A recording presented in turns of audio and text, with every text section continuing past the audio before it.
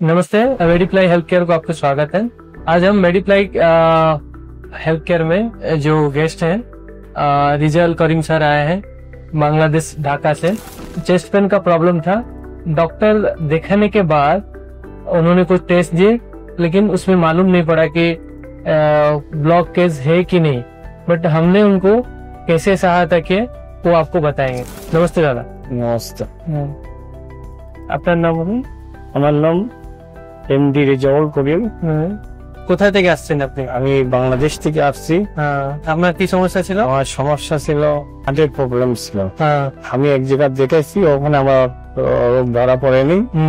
পরে আমি কাবেরীতে দেখাইছি অজিত পালের কাছে। উনি দেখছে এবং রোগ ধরা পড়ছে, তারপরে আমাকে অপারেশন করছে, ভালো হয়ে গেছে।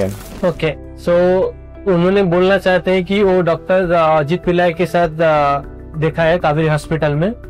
उनको जो बाहर का हॉस्पिटल में दिखाए थे उनको कुछ 4.5 उनको बोले प्राइस। सो उनके पास इतना पैसा नहीं था, तो मेरा पास जब आए मैं उनको डॉक्टर अजीत पिल्लाई के पास लेके गया।